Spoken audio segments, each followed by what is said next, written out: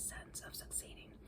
I knew very well by now that there was hardly any position in the world save that of a don in which I was fitted to earn a living, and that I was staking everything on a game in which few won and hundreds lost. As Kirk had said to me in a letter to my father, I did not, of course, see it till many years later. You may make a writer or a scholar of him, but you'll not make anything else. You may make up your mind to that, and I knew this myself. Sometimes it terrified me. What blunted the edge of it now was that whether I won a scholarship or no, I should next year go into the army, and even a temper more sanguine than mine could feel in 1916 that an infantry subaltern would be insane to waste anxiety on anything so hypothetical as his post-war life. I once tried to explain this to my father. It was one of the attempts I often made, though doubtless less than often than I ought, to break through the artificiality of our intercourse and admit him to my real life. It was a total failure. He replied at once with fatherly counsels. After the necessity of hard work and concentration, the amount that he had already spent in educating me, the very moderate, nay, negligible assistance he would be able to give me in later life. Poor man, he misjudged me sadly if he thought that idleness of my book was among my many vices, and how I asked myself, could he expect the winning or losing of a scholarship to lose none of its importance when life and death were the real issue? The truth is, I think that while death, mine, his, everyone's, was often vividly present to him as a subject of anxiety and other emotions, it had no place in his mind as a sober matter-of-fact contingency from which consequences can be drawn. At any rate, the conversation was a failure, a shipwrecked on the old rock. His intense desire for my total confidence coexisted with an inability to listen in any strict sense to what I said. He could never empty or silence his own mind to make room for an alien thought. My first taste of Oxford was comical enough. I had made no arrangements about quarters and having no more luggage, and I could carry in my hand. And I sallied out of the railway station on foot to find either Longinus or a cheap hotel. All agog for dreaming spires and last enchantments. My first disappointment at what I saw could be dealt with. Towns always show their worst face to the railway, but I was walked on and on. I became more bewildered. Could this succession of mean shops really be Oxford? But I still went on, always expecting the next turn to reveal the beauties and reflecting that it was a much larger town than I had been led to suppose. Only when it became obvious that there was very little town left ahead of me, that I was in fact getting to open country, did I turn around and look. There behind me was far away, never more beautiful since, was a fabled cluster of spires and towers. I had come out of the station on the wrong side and been all this time walking into what was even then the mean and prowling suburb of Woolley. I did not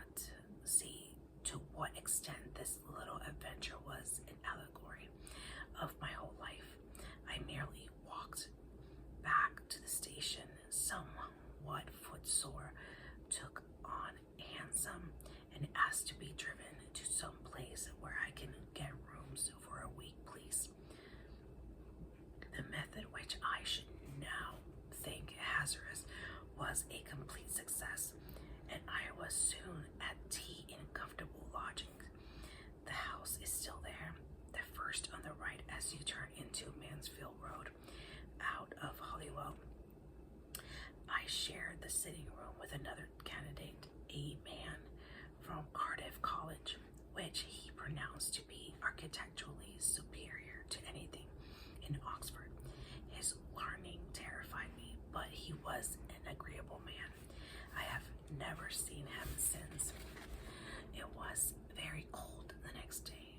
Snow began to fall, turning pinnacles into wedding cake decorations.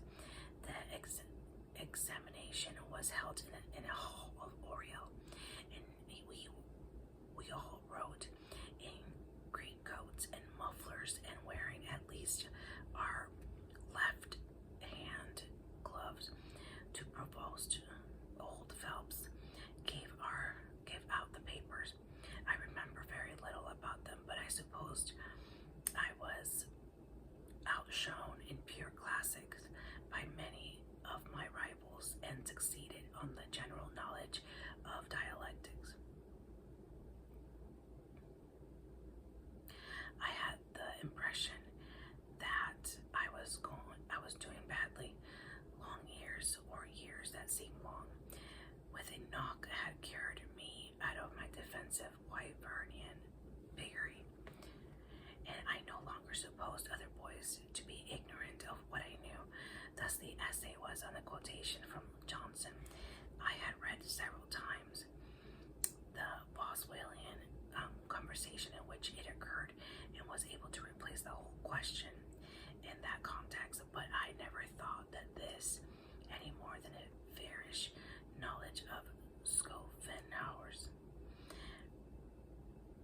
could gain me any particular credit. It was a blessed state to be in, but for the moment depressing.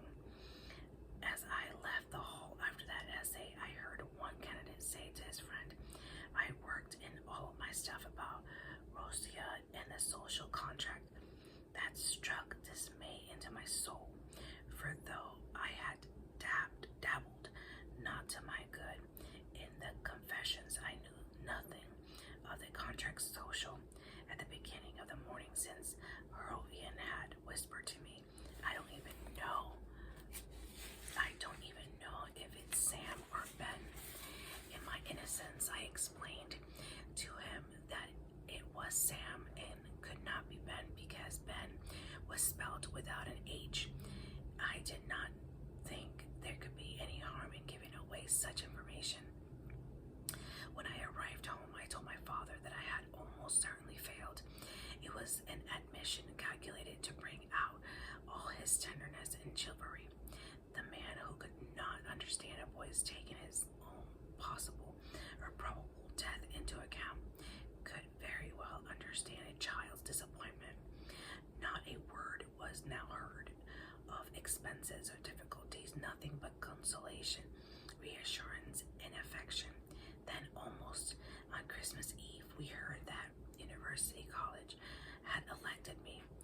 Though I was now a scholar of my college, I still had to pass repositions, which involved elementary mathematics, and prepare for this, I returned after Christmas for one last term with Kirk, a golden term, poignantly happy under the approaching shadow. At Easter, I was handsomely blocked in repositions, having been unable to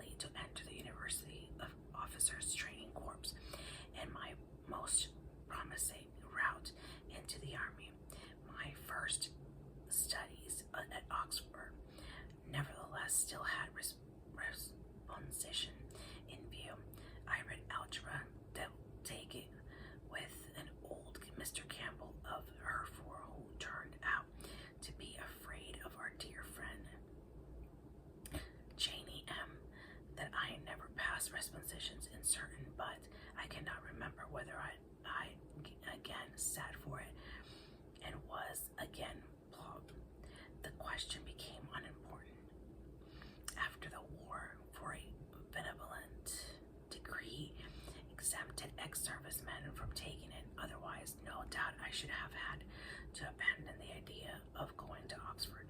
I was less than a term at university when my papers came through and I enlisted, and the conditions made it a most abnormal term. Half the college had been converted into a hospital and was in hands of the RAMC.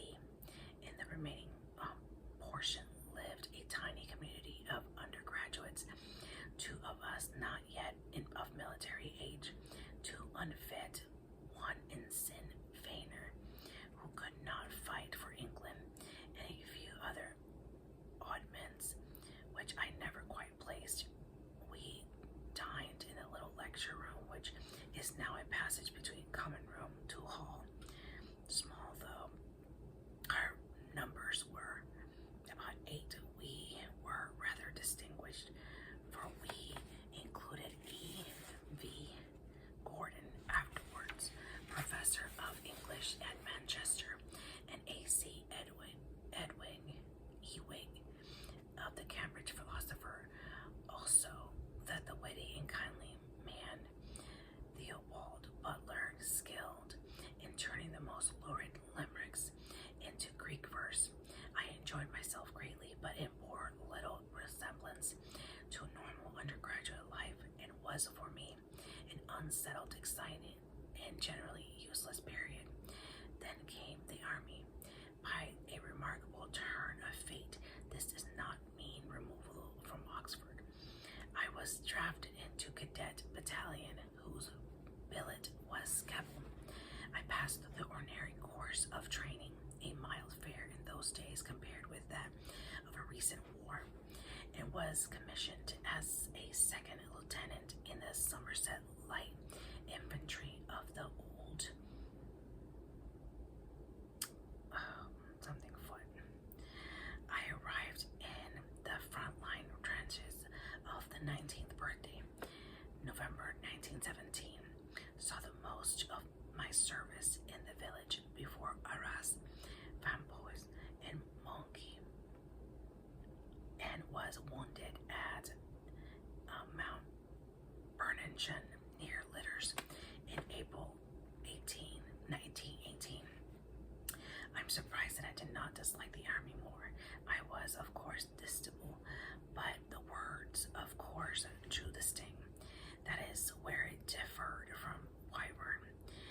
One did not expect to like it. Nobody said you ought to like it. Nobody pretended to like it. Everyone you met took it for granted that the whole thing was an odious necessity and a ghastly interruption of rational life, and that made all the difference. Straight tribulation is easier to bear than a tribulation with adversities itself as pleasure. The one breed camaraderie, and even when intense, a kind of love between the fellow sufferers. The other mutual distrust, cynicism concealed in fretting resentment. And secondly, I found my military elders and betters incomparably nicer than Wyvern bloods. This is no doubt because 30 is naturally kinder to 19 than 19 is the 13. It is really grown up, and those not need to reassure itself, but I am inclined to think that my face had altered.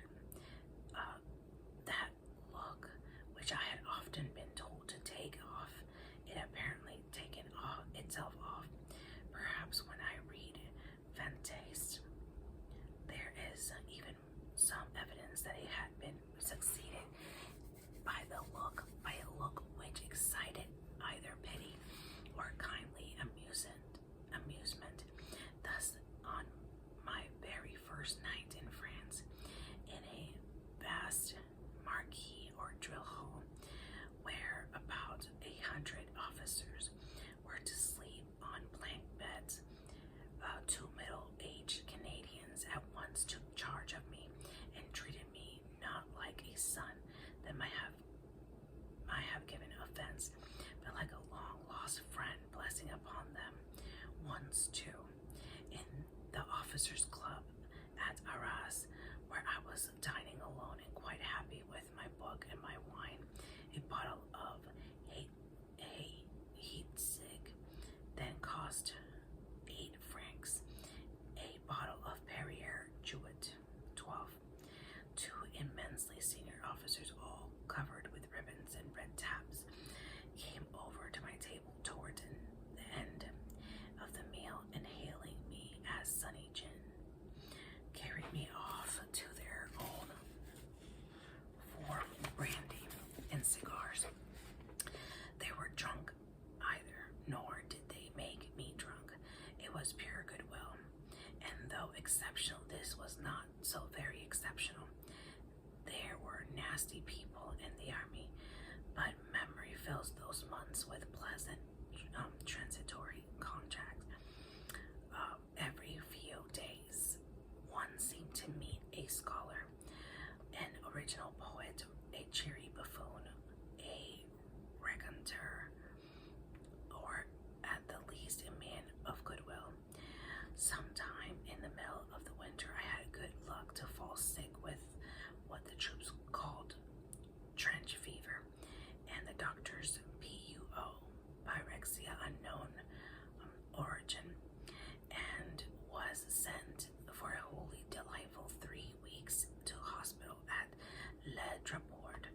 Perhaps I ought to have mentioned before that I had had a weak chest ever since childhood, and had very early learned to make a minor illness one of my pleasures of life, even in peacetime. Now, as an alternative to trenches, a bed and a book were very heaven. The hospital was a comforted hotel, and we were 2 in a room. My first week was marred by the fact that one of the night nurses was conducting a furious love affair with my roommate. I had too high temper to be embarrassed, but the human whisper is a very tedious and unmusical noise, especially at night. After that, fortune mended. The amorous man was sent elsewhere and replaced by a musical misogynist from Yorkshire, who on our second morning together said to me, lad, if we make beds ourselves, Dumby won't stay in room so long, or words that effect. Accordingly, we made our own beds every day, and every day we had 2 vads looked, and they said, oh, they've made their beds. Aren't these too good? And rewarded us with their brightest smiles. I think they attributed our action to gallantry. It was here that I first read a volume of Chesterton's essay. I had never heard of him and had no idea what he stood for, nor can I quite understand why he had made such an immediate conquest of me. It might have been expected that my pessimism, my atheism, and my hatred of sentiment would have made him to me the least congenial of all authors. It would almost seem that Providence, or some second cause of very obscure kind, quite overrules our previous taste when it decides to bring 2 minds together. Liking an author may be as involuntary and improbable as falling in love.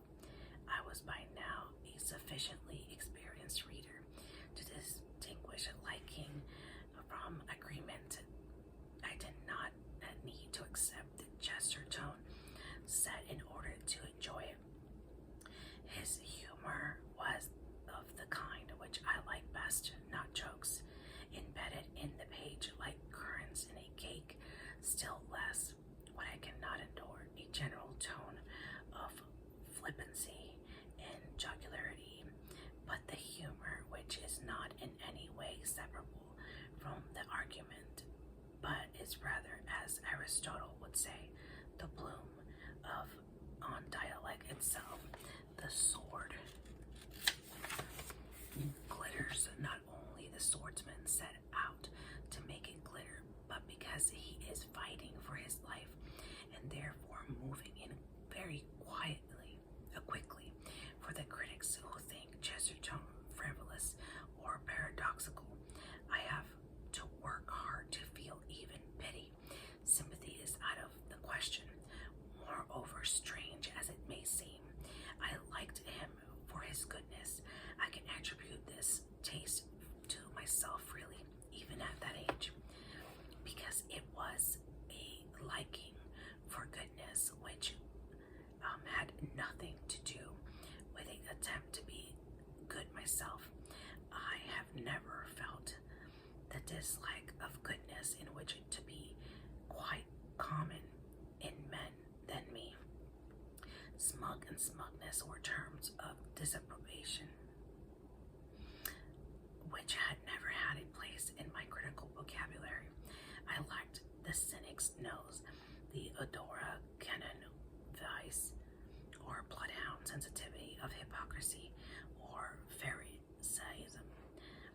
It was a matter of taste. I felt the charm of goodness as a man feels the charm of a woman he has no intention of marrying. It is indeed at the distance that its charm is most apparent. In reading Chesterton, as in reading MacDonald, I did not know what I was letting myself in for. A young man whose wishes to remain a sound atheist cannot be too careful of his reading. There are traps everywhere, Bibles laid open, millions of surprises. As Herbert says, fine nets and stratagems. God is, if I may say it, very unscrupulous. In my own battalion, also I was assailed. Here I met one Johnson on the peace, who would have been a lifelong friend if he had not been killed. He was like me, already a scholar at Oxford College, Queen's, who hoped to take up the scholarship after the war, but a few years my senior. At the end of in command of a company, in him I found dialectical sharpness such as I had hitherto known only in Kirk, but coupled with youth and whim and poetry. He was moving towards theism, and we had endless arguments on that and every other topic whenever we were out of the line. But it was not this that mattered. The important thing was that he was a man of conscience. I had hardly till now encountered principles in anyone so nearly of my own age, and my own sort of alarming thing was he took them for granted. It crossed my mind for the first time since my apostasy that the severe virtues might have some relevance to one's own life. I say the severe virtues because I already had some notion of kindness and faithfulness to friends and generosity about money, as who has not till he meets the temptation which gives all their opposite vices new more civil names. But it had not seriously occurred to me that people like ourselves, people like Johnson and me, who wanted to know whether beauty was objective or how Asellius handled in reconciliation of Zeus and Prometheus should be attempting strict ferocity, chastity, and devotion up to duty. I had taken it that they were not our subjects. There was no discussion between us and at the point, and I do not think he ever suspected the truth about me. I was at no pains to display it. If this this is hypocrisy, then I must conclude that hypocrisy can do a man good. To be ashamed of what you were about to say, to pretend that something which you had meant seriously was only a joke. This is an ignoble part, but it is better than not to be ashamed at all. And the distinction between pretending you are better than you are and beginning to be better in reality is finer than moral sloth nouns conceive. I was in intention concealing only a part. I accepted his principle at once, made no attempt internally to defend my own examined life. When a boor first enters a society, a courteous people, what can he do for a while except intimidate the emotions? Imitate the emotions. How can he learn except that my imitation? You will have to divide that ours was a very nice battalion, a minority of good regulars ruling and pleasantly mixed population of promoted rankers, West Country farmers, these barristers and university men. You could get as good talk there as anywhere. Perhaps the best of us all was our butt. Wally was a farmer, a Roman Catholic, a passionate soldier, the only man I met who really longed for fighting, and gullible to any degree of the rawest subaltern. The technique was to criticize the yeomanry. Poor Wally knew that it was the bravest, the most efficient, the hardest, the cleanest corpse that ever sat on horses. He knew all that inside, having learned it from my uncle in the yeomanry when he was a child, but he could not get it out. He stammered and contradicted himself and always came at last to his trump card.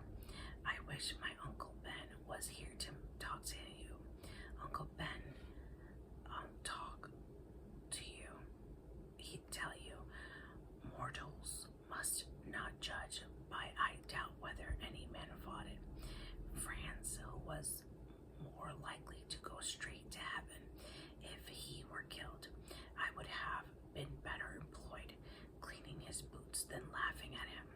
I may add that I did not enjoy the short time I spent in the company he commanded.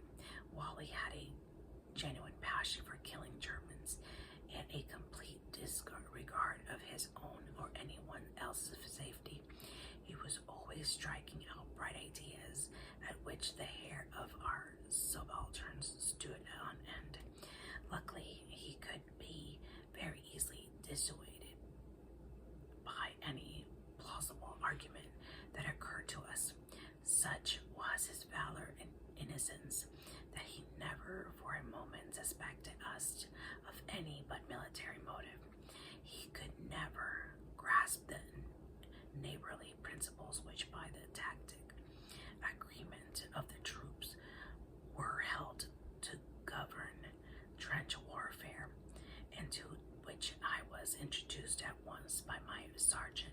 I had suggested pooping a rifle grenade into a German post where we had seen heads moving, just as like, sir, said the sergeant, scratching his head. But once you start doing the kind of thing, you'll get some it back. See, I must not paint the wartime army all gold.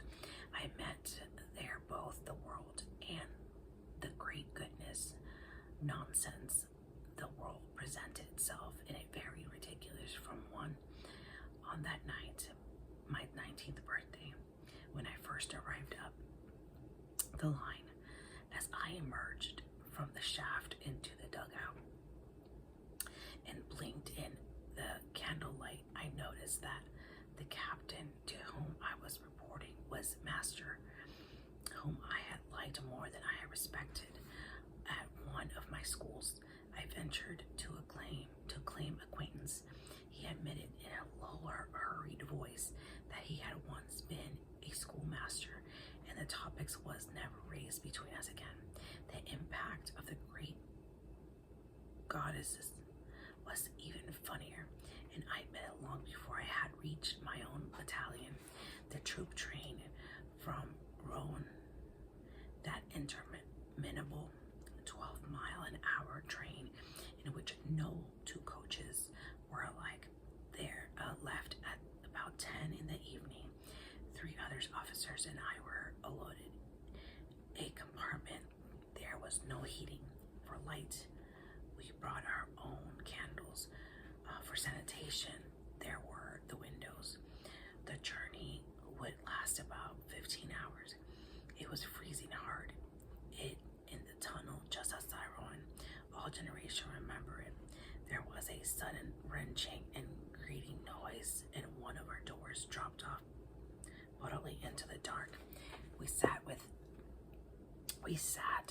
chattering teeth until the next stop, where the officer commanding the train came bustling up the demanded that we had done with our door. "It came off, sir," said we. "Don't talk nonsense," said he. "It wouldn't have come off if there hadn't been some horseplay." And as if nothing were more natural than the 4 officers being, of course, provided with screwdrivers, should begin a night journey in midwinter by removing door of their carriage. The war itself has been so often described by those who saw more of it than that I shall say here little about. Until the great German attack came in the spring, we pretty quiet time. Even then, they attacked not us but the Canadians on our right, merely keeping us quiet by pouring shells into our line about 3 a minute all day.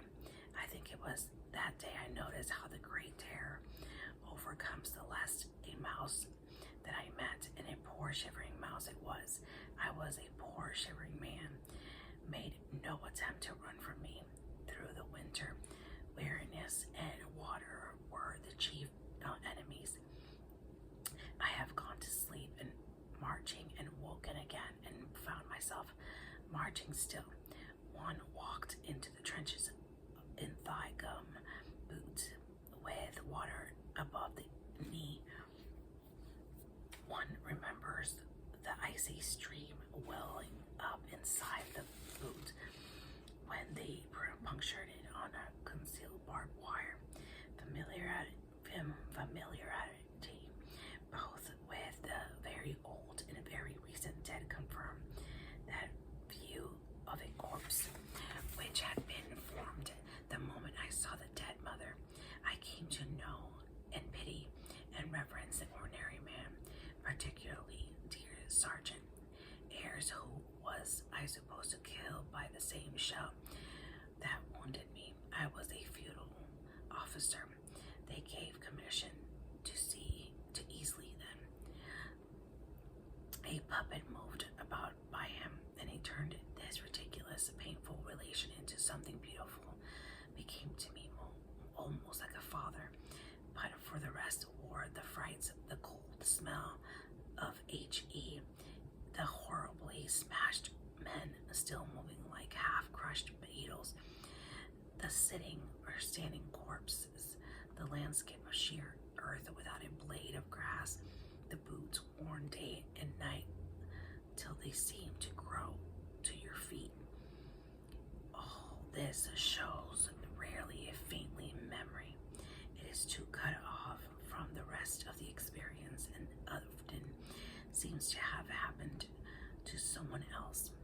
It is even in a way unimportant. One imaginative moment seems now to matter more than the realities that followed.